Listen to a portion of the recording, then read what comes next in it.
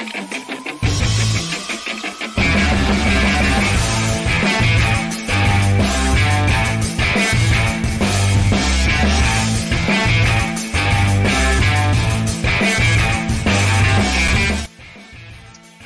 is up, everybody? Welcome to another Sunday afternoon edition of Crunch Time here. Did I say Saturday? I meant Sunday edition of Crunch Time here on Roto Grinders. Justin Van Zuden, Tim Buell here with you today. Happy Father's Day to all of you out there that might be listening. Of course, don't forget to wish your fathers happy Father's Day as well. So it should be a great slate, really fun slate of baseball on tap for this Sunday. And TJ is out today, so Tim and I will two-man the booth here for you late this morning / early afternoon. And but Tim, should be a fun day. And how's your weekend going? Yeah, it's going really well. Great to see you, Justin. Happy Father's Day to you and all the fathers out there. It's really a great day in sports altogether. We got the final round of the U.S. Open. We got a really great baseball slate, really great Sunday slate today. And we got some late night NASCAR. So I'm pretty excited for today. Yeah, lots of action going on out there today. So make sure you get your lineups in for the respective sports that you're playing. We've got a slightly earlier start on Sunday than usual, 1:05 start today as opposed to 1:35. So don't let that slip you up as far as getting those lineups finalized.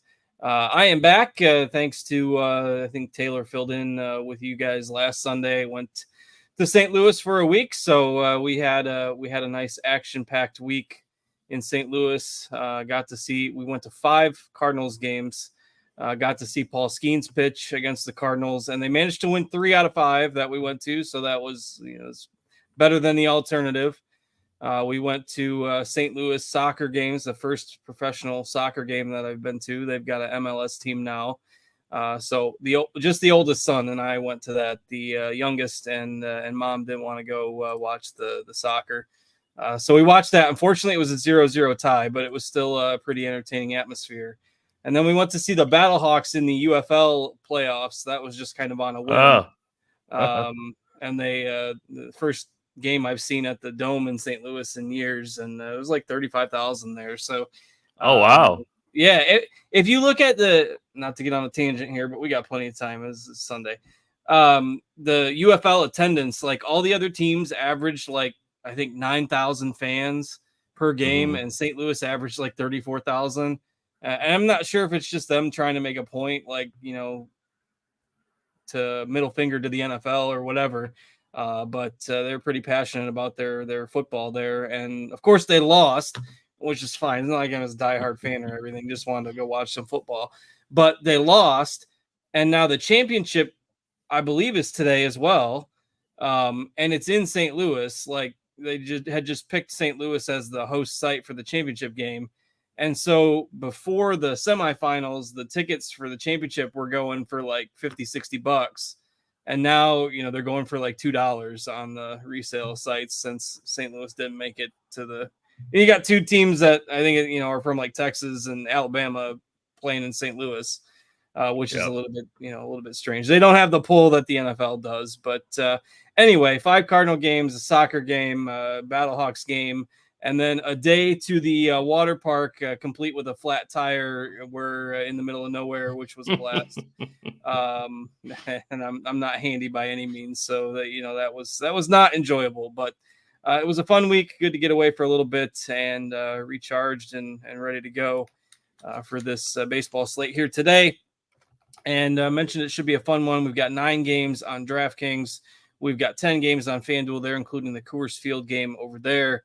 And interesting options at the top end of the pitching scale, and quite a bit of good offense today as well. So I would imagine it's probably going to be a higher scoring day. Of course, nothing's ever guaranteed in baseball, but it should at least be entertaining nonetheless. So let's go ahead and dig in here, Tim, at pitcher. We've got Zach Wheeler and Corbin Burns, kind of the headline head-to-head matchup today. We've also got a couple other high-end pitchers going, but what are you thinking here at pitcher today? Yeah, definitely a whole different ways that you can go about pitching today. Some really strong high-end options that you can definitely load up your teams with. But there's also some really high-end bats also. So It's definitely a kind of a push and pull type scenario here with pitching. I think that I prefer Dylan Cease over Zach Wheeler, but there's absolutely no reason why you can't pitch both of them. There's enough salary saving options where you could conceivably play both. But I do favor Cease over Wheeler just because the Mets offense is significantly worse than Baltimore's.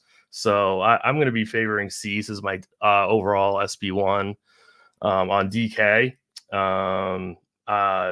Bailey Ober is going to be an interesting selection today. He's going to be pretty popular on both sites. I actually have him as my SB1 over on FanDuel. We do have to remember that FanDuel has added the Coors game onto their main slate. So I'm actually paying down at pitcher and using Ober over on FanDuel. But Ober is going to be the overwhelmingly popular SB2. And I think that there's really nothing wrong with that. I really doubt that he gets blown up against Oakland today. So I have absolutely no issue going with Ober as my SB2. But then I don't really know what the field's going to do with Corbin Burns. I know that projection systems like him. The bat likes him quite a bit more than I thought the bat would. He's going to be lower owned than Cease and Ober, and lower owned than Wheeler, and he's projected better than Wheeler. So I don't know. Like, that makes me a little bit nervous going up against Philly. Like, I just don't really want to attack Philly or Baltimore. You know, there's so many weak offenses on this slate that it just doesn't seem to me like I really want to attack those two teams. But they are projected well. Like you brought up in your article covering the bases that you write every weekend, you know, Wheeler's got a massive leash. So if he's going well against Baltimore, he's going to keep throwing pitches. So, and he's only 10K on DraftKings. So I guess he's all right. But I really prefer the Cease over combo over going double barrel. And I know he hasn't been great this year, but I really don't mind Jesus Luzardo going up against Washington. I think this is a matchup that he could win, and he's only 7.6K. So if you really want to load up on all the bats, you could. I think there are some builds where I don't mind going like Ober or Luzardo and going, you know, super spend ups with your offenses. Yeah, there's just quite a few different paths you can take today. I think they all have their merits. You know, now that Cease has the walks kind of under control, at least for now, his walk rate right now would be the lowest in a single season in his career by a couple percentage points. And you mentioned it, you know, facing the Mets, clearly a better matchup than the other top tier pitchers today, with Wheeler going against Baltimore and Burns going against Philly on the other side of that same game. I think Cease makes the most sense. He's the logical pick. He's also got the highest projected ownership of the group. So in GPPs, I mean, I've got plenty of Cease and plenty of Wheeler, but I'm more overweight on Wheeler, assuming our projected ownership is in the right ballpark there.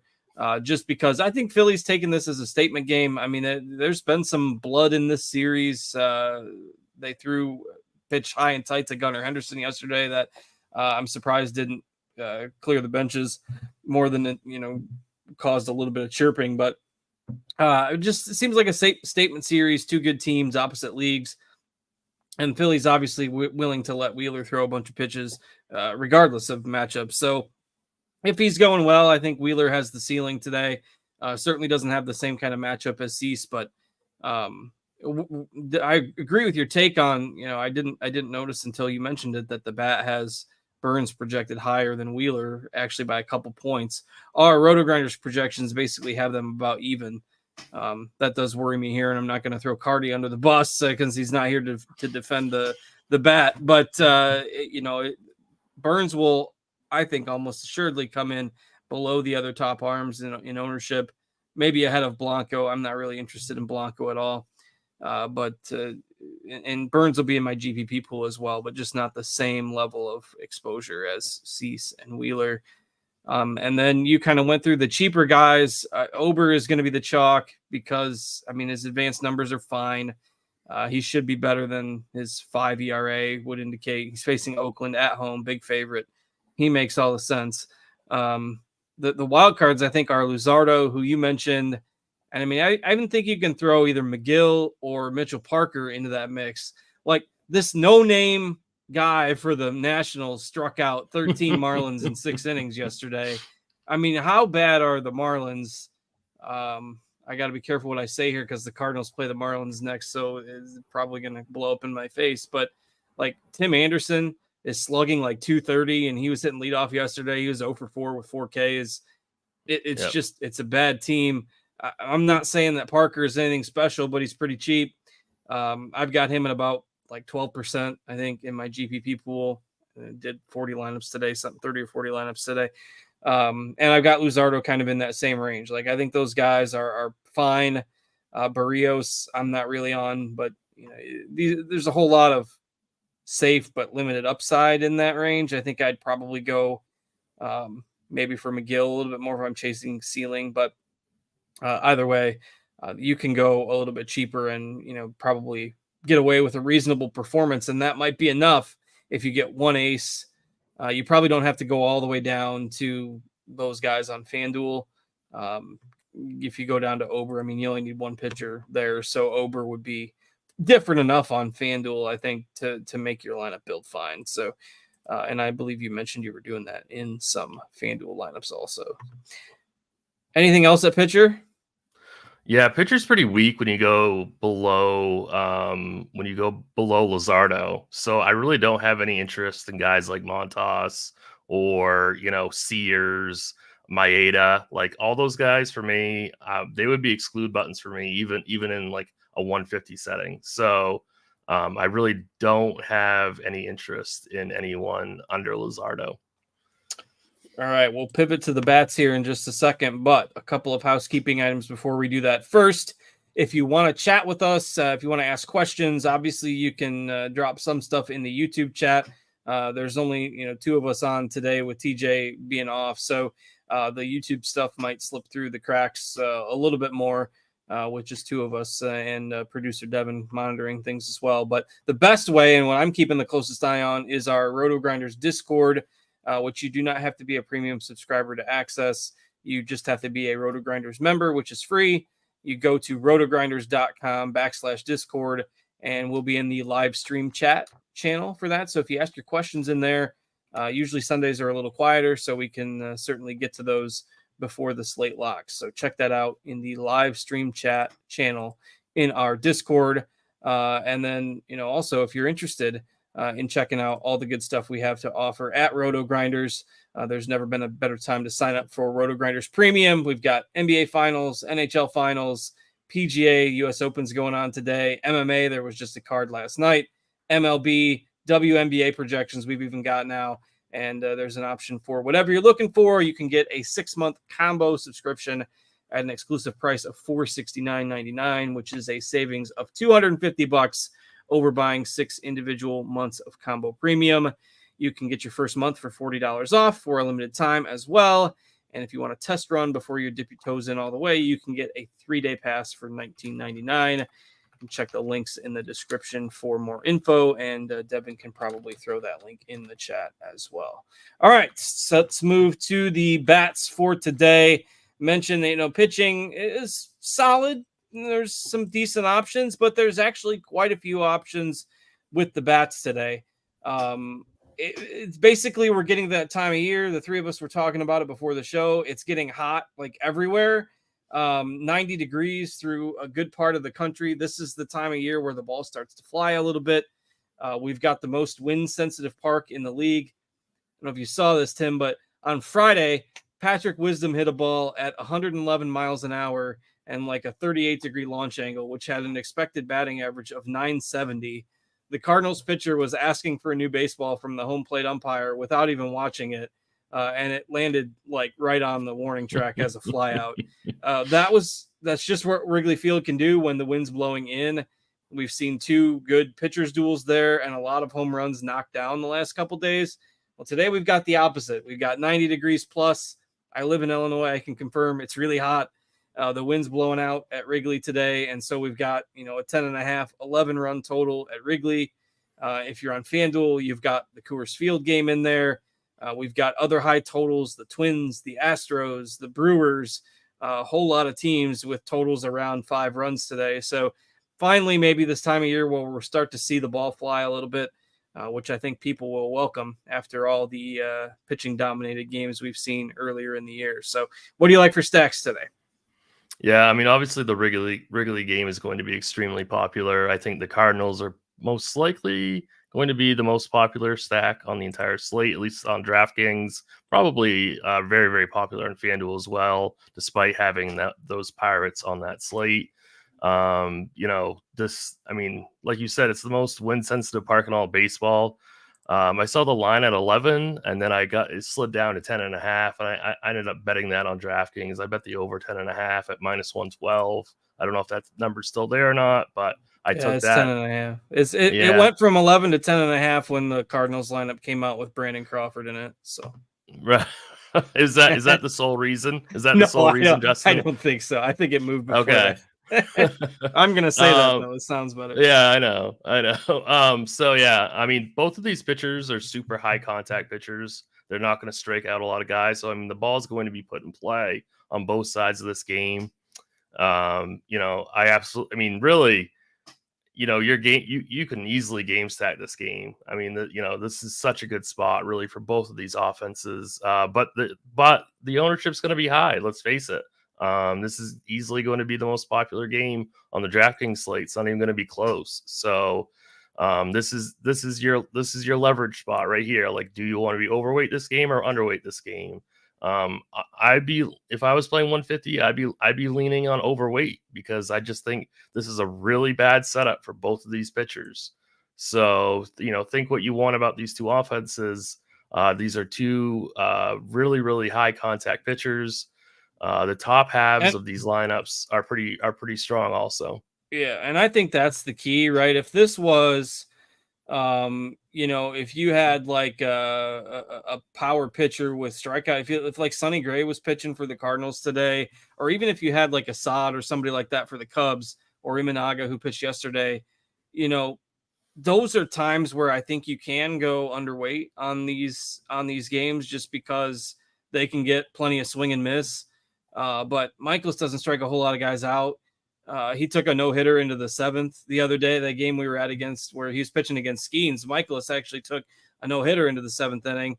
And Tyon was really good his last start too. But like, these are guys that are high contact guys, and all you got to do is get the ball in the air. And I think the estimate based on the track the other day was if the wind's blowing out, you get it up into that jet stream, it could carry an extra 50, 60 feet. Yeah. I mean, it's so like routine fly balls at Wrigley can sometimes turn into home runs. So I think that's a very, very possible thing that could happen today. Any stacks you like outside of that, and then we'll go through the positions here. Yeah, so I mean, I do have some interest in the Rays. I think they're pretty interesting, and I do like Atlanta. That's another game stack that I have a lot of interest in. Atlanta seems to be finally waking up quite a bit with the absence of Acuna. Jared Kelenic is extremely cheap at 3,100 batting leadoff, so I like him quite a bit. Azuna is absolutely on fire lately. Austin Riley is finally waking up as well. So I think there's a lot to be had with this Atlanta stack. Zach Eflin is not a bad pitcher by any means, but I do think it's 90 degrees in Atlanta.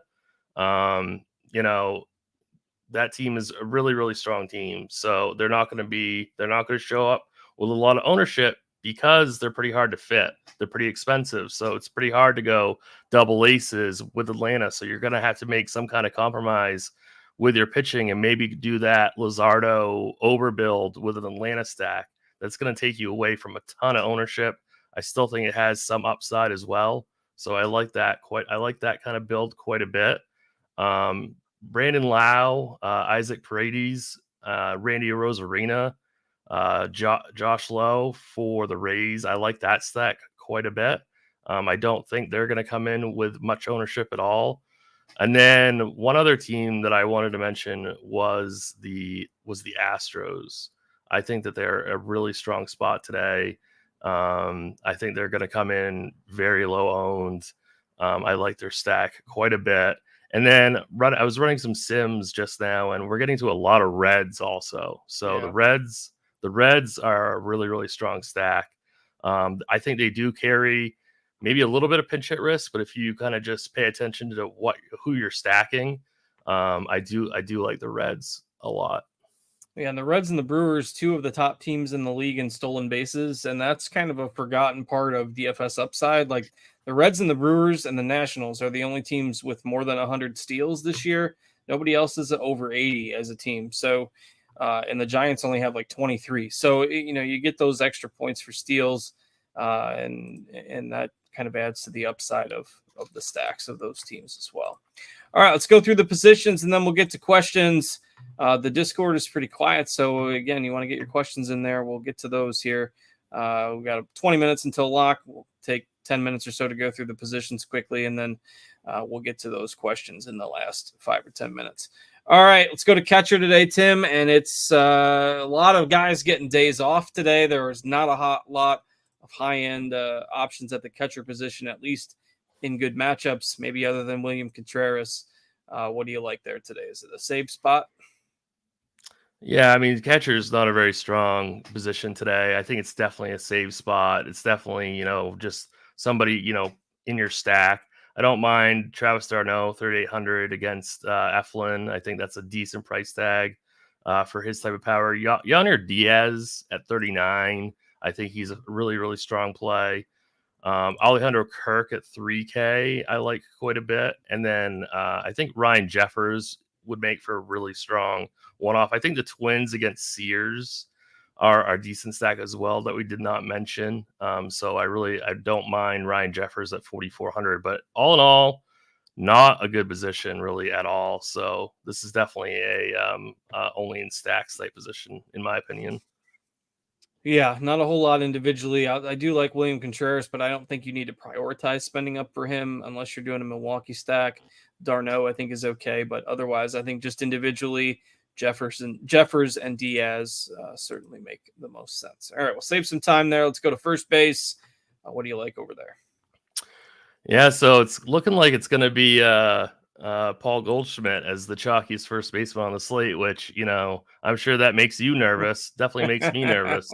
So he's not been good. Right. So, people can decide what they want to do in that situation. He is 3,900, which in theory is far too cheap. But he is going to be the chalk first baseman. I'm playing him in cash games. I think I'm going to play him in my single entry team too, because I'm just going to go heavy on this game.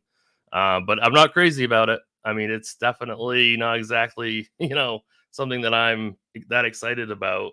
I think Yandy Diaz at 4,100 is a really, really strong pivot. If you have the salary, I think Matt Olson is a fantastic play. I really like that Atlanta Rays game. And then Cody Bellinger, I think he's probably better served in the outfield, but you can absolutely play him at first base as well. All right, yeah, and I like Bellinger's probably my favorite individual power bat from that game, especially if he ends up. I don't think his ownership will be nearly as low as what we have. It'll be higher than that, but if you are going high end at pitching, it is a little tougher to fit him. Joey Meneses may be another guy you could consider if you're going cheap, and Jake Berger I don't mind as well, though I would probably, at least on DraftKings, play him at third. All right, let's go ahead and move to second base, where looks like Nolan Gorman is probably the chalk. St. Louis hitter today outside of Goldschmidt. The issue with Gorman is that, and they said this on the broadcast yesterday, Gorman either walks, strikes out, or hits a homer in 52% of his plate appearances, I think. So he can't hit the ball. That's the big defect, right? Get the money ball clip out. This is Nolan Gorman. He can hit it 500 feet, but his problem is he just can't hit it most of the time. But facing a low strikeout pitcher with the wind blowing out at Wrigley, you probably couldn't ask for a better setup. So I do think Gorman makes a lot of sense. He's my priority Cardinal bat today. If you're looking for just a one-off, he'll be popular as well. You've got Brandon Lau that just came back for Tampa. That's still pretty cheap. Those two guys will soak up most of the ownership at second today. Almost everybody else you could probably consider as contrarian in some form or fashion. What do you think at second? Yeah, definitely. I think Nolan Gorman's going to be the most popular hitter on the entire slate. He's definitely going to be in everyone's cash games. Don't mind the Brendan Lau call at all. I think that's a fantastic play. And then again, to get contrarian, go up to Ozzy Albies at 5,500.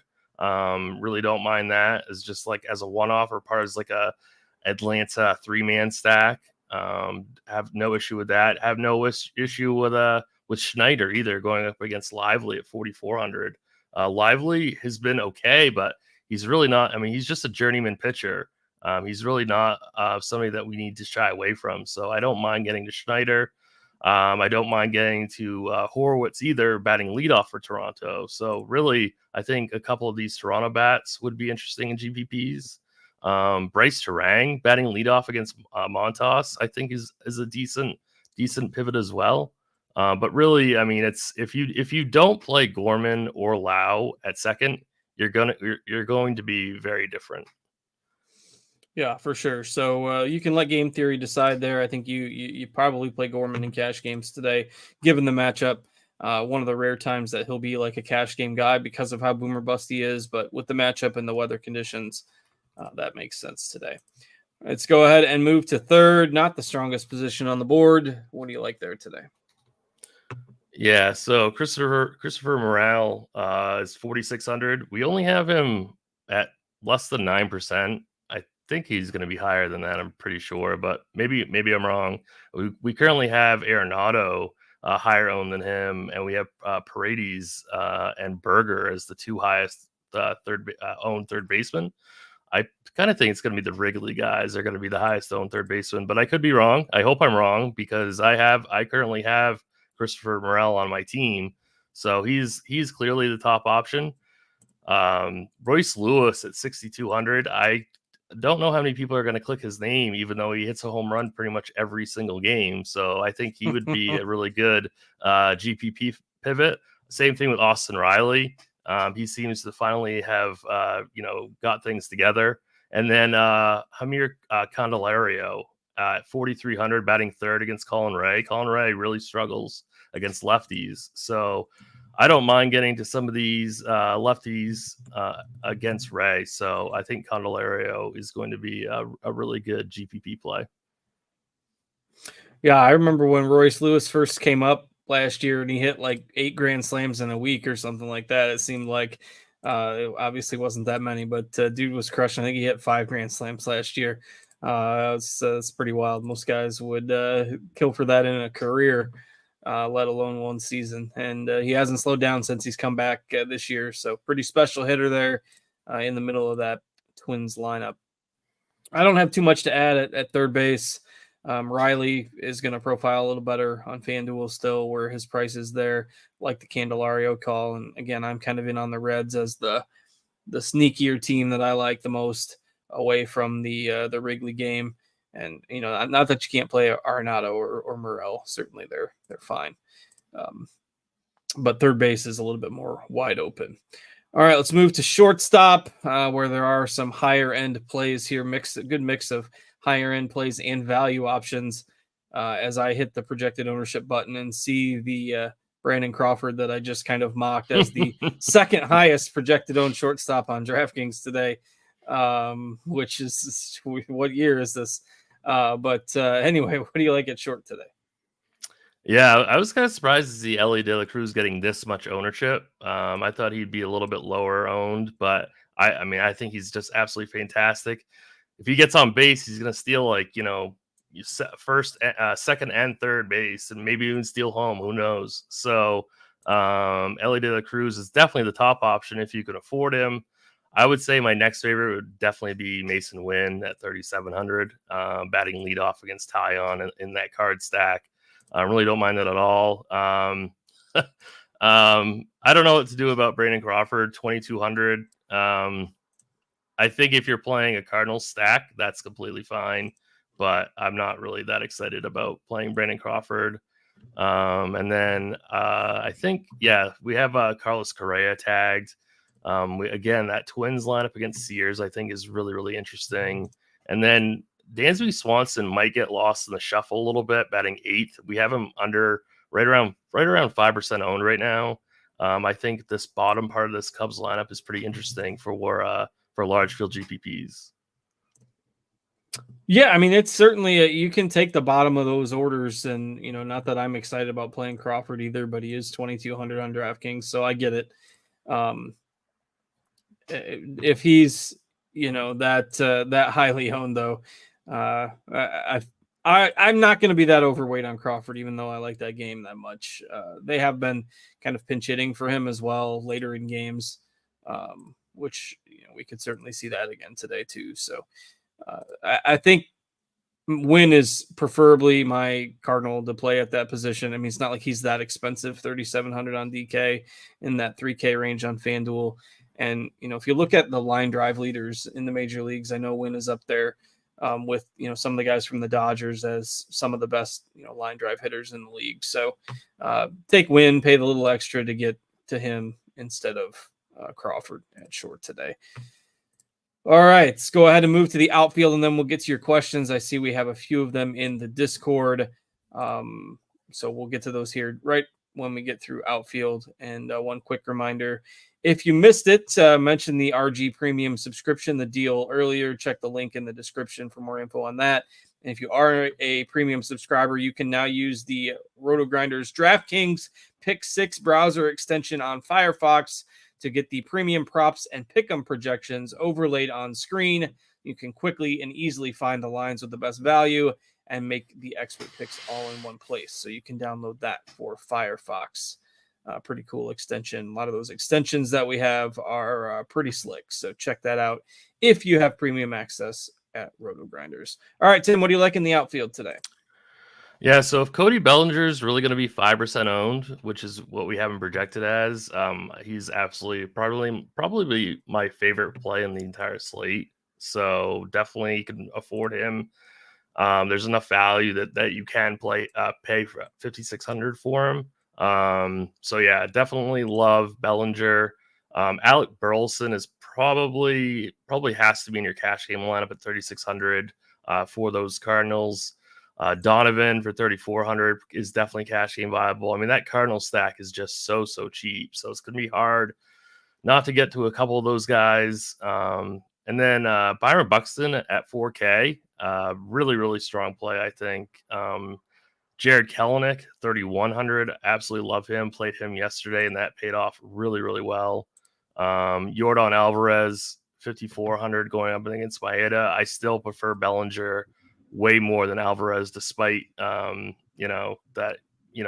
is probably the better hitter of the two, but just love the spot here for Bellinger. So Suzuki for 4,800, he's going to be under 10% owned. 4,800, love him as part of that Cubs stat. The Cubs just aren't getting the amount of ownership that I thought they would. So I think they'll come in higher. Yeah. So it seems like I'm guessing that a lot of people are going to be like double paying up, so it's going to be hard to get to some of these expensive Cub bats. Maybe is what we're thinking behind the scenes here. So definitely don't mind getting to these Cubs. They're just in such a great spot. You see, you play Brandon Crawford at short, you can get those Cubs high-end Cubs bats. Makes it a little easier.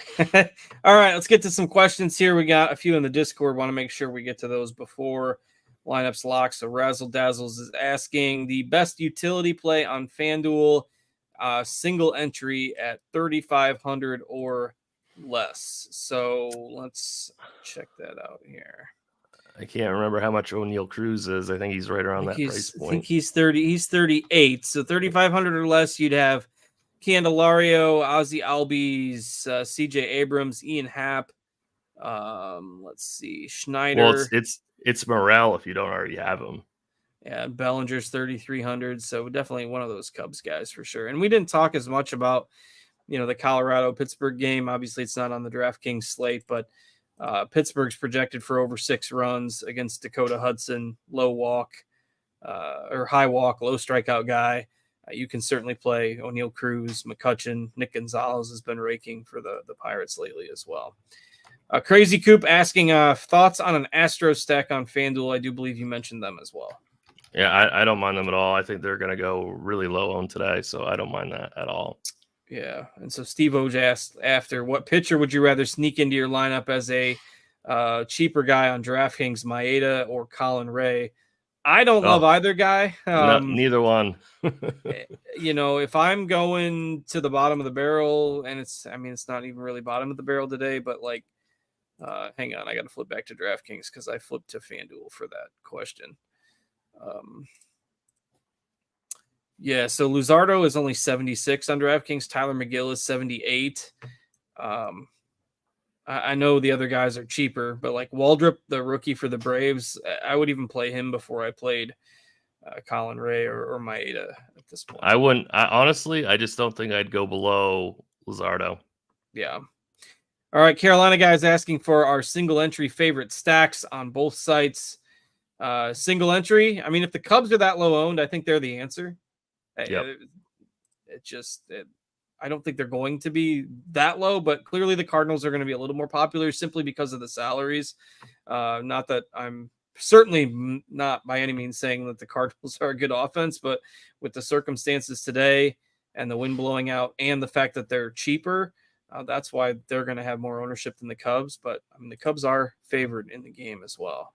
If you don't want a Wrigley stack, I like the Rays. Definitely contrarian there for sure. All right, NBA DFS has Happy Father's Day. Thank you. And anybody, again, out there as well, if you missed it at the start of the show, Happy Father's Day if you're watching out there. And hit that like button. Subscribe to the YouTube channel. We appreciate all that very much. And, TJ's not here today to make sure you're all hitting that like button. And just got to make sure that I'm doing my part. And I see Devin's head scrolling there. So just make sure you hit that thumbs up before you exit for the day. That can be your Father's Day gift to us. All right. NBA DFS is asking 2v2 and DK Cash, Morel and Friedel, or Talkman and Riley. The first one. I would agree with that as well. Let's see. Razzle Dazzle says he's going to go with Candelario or Morel at that utility spot. I think either one of those choices would be fine. So that was the 3,500 or less on FanDuel question. All right, we got about 2 minutes to lock. Again, remember, 105 lock time today. It's usually 135 on Sundays, but the MLB's got that new Roku deal, which I had to try to figure out with my MLB app. And I mean, usually the Cubs games, I don't have any trouble trying to find, but manage that here on my account. So I'm all set up to watch the Cardinals and the Cubs here once we get off the air. All right, Greatness is asking FanDuel GPP. Would you go with, this is a good question, Ober and a Rockies stack or Cease with a Tampa stack? Wow. That is a good question. I think it's Cease with a Tampa stack. Yeah, I don't hate either approach. I do think the Rockies are interesting today as well. They'll be the more overlooked side in that game. Pittsburgh's kind of going with a bullpen game. It's Skeens' day, but of course they don't want Skeens to pitch in Coors, and they come home after tonight to face the Reds. So the Pirates are smartly talking with the dollar signs and pitching Skeens at home tomorrow as opposed to today in Coors, which makes sense. All right, King Man is telling us to pay attention to the YouTube as well. I got you. We got it. Just have to make sure we prioritize the questions in our Discord as well. Any Jose Barrios love today? No, I just answered that question actually. No Barrios for me because I mean he's a low K pitcher going against a low K lineup. Like I don't think there's any ceiling with Barrios today. Yeah. King Mana had mentioned Hudson's a ground ball pitcher and the Pirates can't hit anywhere. Fair counterpoint. They are projected for over 6 runs today, though. And Hudson, man, he walks as many guys as he strikes out. So he might not be in there very long. And that Rockies bullpen is it's bad. Really, really bad. All right.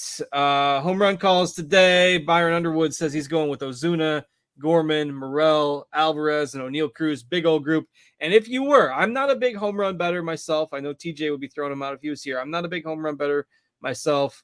I know Tim isn't really either, but if there ever was a day to bank on some dingers, today's probably the day. There's lots of good choices out there today. Love, Gorman, if I had to pick one from that Wrigley game. I know the odds are probably juiced a little bit today, but in any case, good day to root for some homers, and we're at the locks. So, Tim, any home run calls from you or anything else before we get out of here? I bet Candelario at plus 450. I don't know what the line is now, but that was my one home run pick. All right. With that, we'll go ahead and get out of here, and hope you all have a great Father's Day. Again, hit that thumbs up button, and we'll be back here tomorrow with our usual content to start the new week. So until then, for Tim, for our producer Devin, working hard on the weekend for us, we appreciate his help. I am Justin. Hope you have a great rest of your weekend, everybody, and we will catch you later.